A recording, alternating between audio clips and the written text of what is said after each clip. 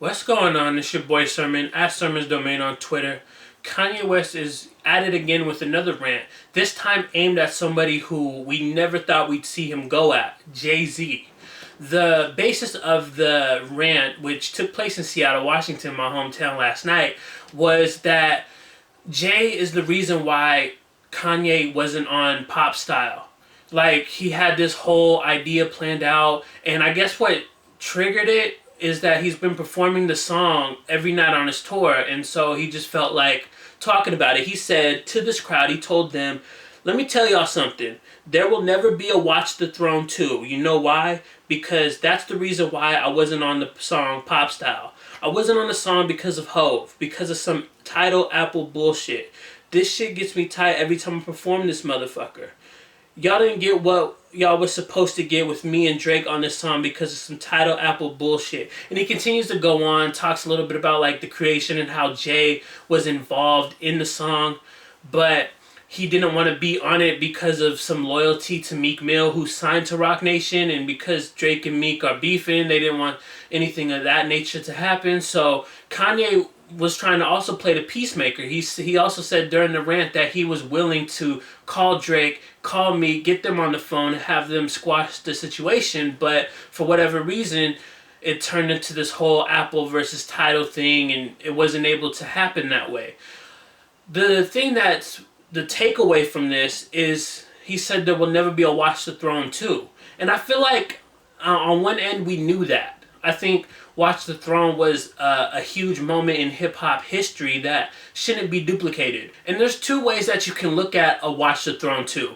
Obviously, you're either for it or you're against it. For me, I want to kind of talk about both sides. Let's talk about being against it. I think what I just said, it was a moment in hip-hop history. And when you have two artists of this magnitude create something that a lot of people view as classic, a lot of people love the album, it's going to be hard to set up a sequel. Look at Jay-Z and R. Kelly. When they did Best of Both Worlds, it was a solid album. I don't know if I would call it classic, but for the time, it was a big deal.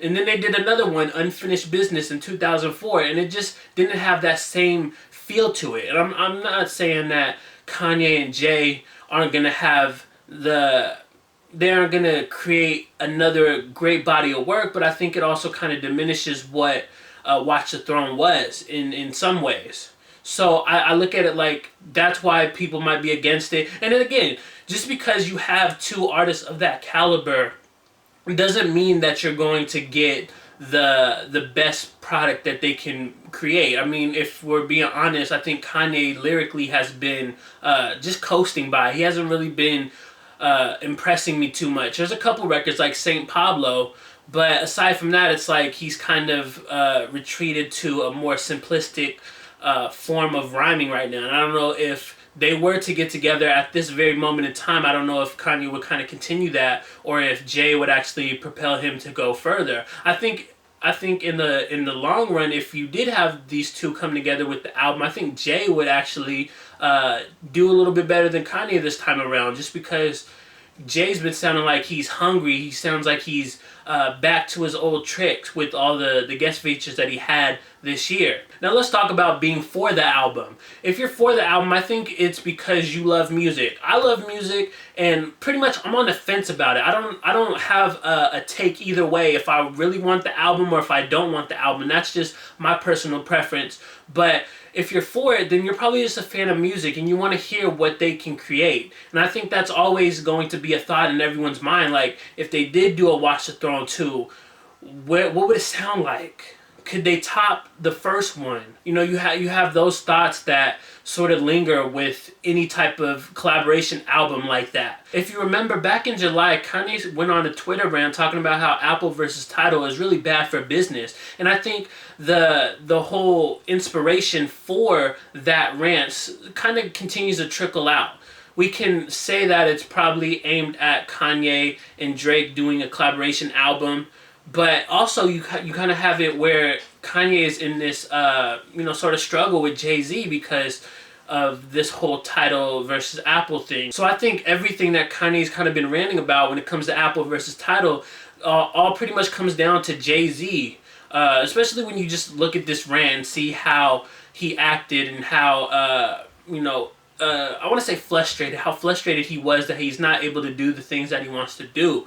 So those are my thoughts on Kanye's rant on Watch the Throne 2.